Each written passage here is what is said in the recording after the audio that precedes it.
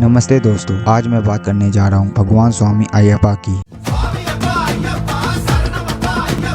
बहुत कम लोग होंगे जो इनके बारे में जानते होंगे, स्पेशली हम नॉर्थ इंडियन। ऐसे पूजा तो इनकी ऑल ओवर इंडिया होती है, लेकिन इनको पूजा साउथ इंडिया में ज्यादा जाता है। ज्यादातर हम लोगों को लगता है स्वामी अयप्पा और भगवान कार्तिकेय जी एक ही हैं, लेकिन ऐसा नहीं है। भगवान कार्तिकेय को गॉड ऑफ वॉर यानी युद्ध का देवता बुलाया जाता है और भगवान अयप्पा को बुलाते हैं गॉड ऑफ ग्रोथ, विकास के देवता, डेवलपमेंट, इनोवेशन, इसमें इनका योगदान माना जाता है। स्वामी अयप्पा को लेकर भी बहुत इंटरेस्टिंग और यूनिक स्टोरी है। एक्चुअली हुआ क्या था कि महिषी नाम की राक्षसी ब्रह्मदेव की तपस्या कर रही थी और ये महिषी राक्षसी महिषासुर की बहन है। महिषासुर जिसका वध माँ दुर्गा ने किया था। तो अपने भाई के मौत का रिवेंज लेने के लिए महिषी ने ब्रह्मदेव से वरदान मांगा कि उसका वध केवल और केवल भगवान शिव और भगवान विष्णु के इकलौते पुत्र से ही हो। ब्रह्मदेव से वरदान मांगने के बाद महिषी अपने आप को पावरफुल मानने लगी, ऋषि मुनियों पर और लोगों पर अत्याचार करने लगी और उसने देवताओं को भी परास्त कर दिया। फिर होना क्या था, भगवान शिव और भगवान विष्णु का पुत्र। लेकिन देखे तो ये इम्पॉसिबल था, क्योंकि भगवान शिव और भगवान विष्णु दोनों ही मेल है, बच्चा पैदा नहीं कर सके। तो हुआ क्या था कि एक और राक्षस था भस्मासुर, जो भगवान शिव की तपस्या से ये वरदान लिया था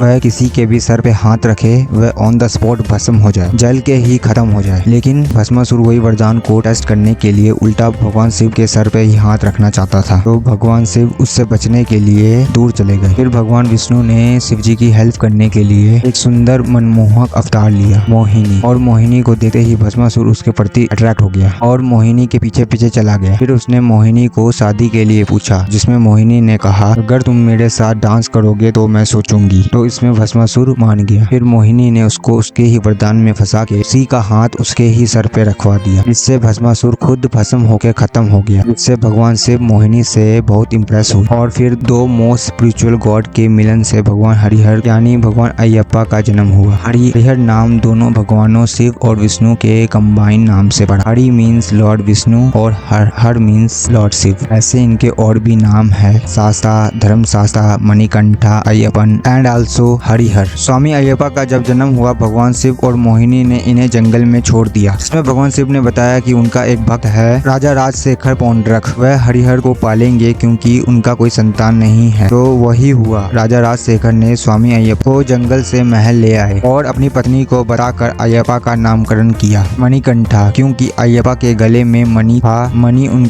उनके कंठ में होने के कारण भगवान अयप्पा का नाम मणिकंठा रखा गया। फिर उनके लालन पालन करके बड़े होने पर उनको शिक्षा के लिए गुरुकुल भेजा गया, जहाँ उन्होंने अपने गुरु से वेद, ग्रंथ, पुराण एवं अस्त्र की विद्या ली। बदले में गुरु दक्षिणा में उनका बेटा जो ब्लाइंड था, देख नहीं सकता था, उनको आँख की रोशनी दी और आँख खोलते ही उन्होंने भगवान मणिकंठा को अयप्पा बुलाया। भगवान अयप्पा जब अपनी शिक्षा कंप्लीट करके महल आए तो उनके पिताजी राजा राजशेखर को एक और बेटा हुआ था, राजा राजराजन, जो स्वामी अयप्पा के भाई थे। उन्हें अयप्पा जी देखकर बहुत खुश हुए, लेकिन राजा का मंत्री जो खुद राजा बनने का सपना देख रहा था, उसने महारानी के कान भर दिए। उसने महारानी को अयप्पा के खिलाफ कर दिया। फिर जिसके बाद महारानी ने मंत्री के साथ मिलकर नाटक किया और सर दर्द का ड्रामा करके भगवान अयप्पा को जंगल में शेरनी का दूध लाने को बोला। लेकिन अयप्पा जी समझ गए थे और अपने जन्म के उद्देश्य की पूर्ति के लिए जंगल में जाने के लिए तैयार हो गए थे, जहां महिषी राक्षसी इंतजार कर रही थी।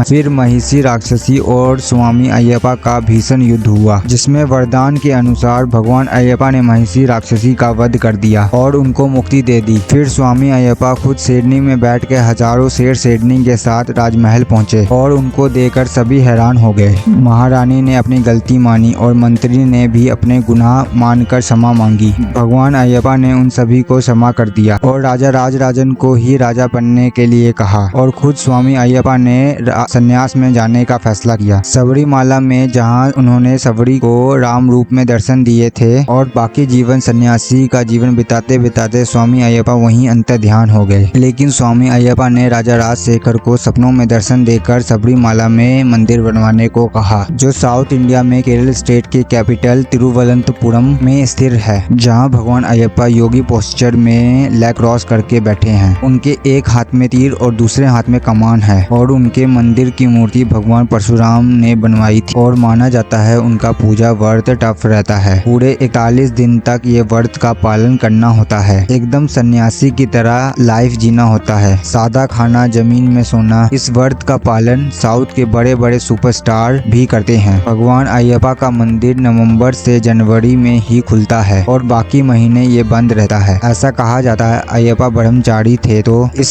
मंदिर में महिलाओं का जाना मना है, लेकिन कोर्ट ने इसे मानने से मना किया है और महिलाओं को जाना अलाउ किया है। इस जगह ज्यादातर लोग काले कपड़े में जाते हैं। भगवान अयप्पा तक पहुंचने के लिए और उनके दर्शन के लिए आपको 18 सीढ़ियां पार करनी होती है। जो पहली 5 सीढ़ी इंसान की 5 सेंस यानी इंद्रियां को मानी जाती है और फिर 8 सीढ़ियां को मानव के भावनाओं से माना जाता है और फिर 3 और सीढ़ियां मानव के 3 गुणों को दर्शाती है। लास्ट की 2 सीढ़ियां को ज्ञान और अज्ञान माना गया है। तब जाके स्वामी अयप्पा भगवान का दर्शन होता है। तो ये थी स्वामी अयप्पा की कंप्लीट स्टोरी। आई होप आपको अच्छी लगी होगी। टेल मी नो आपको भगवान अयप्पा की कहानी कैसी लगी and please subscribe my channel.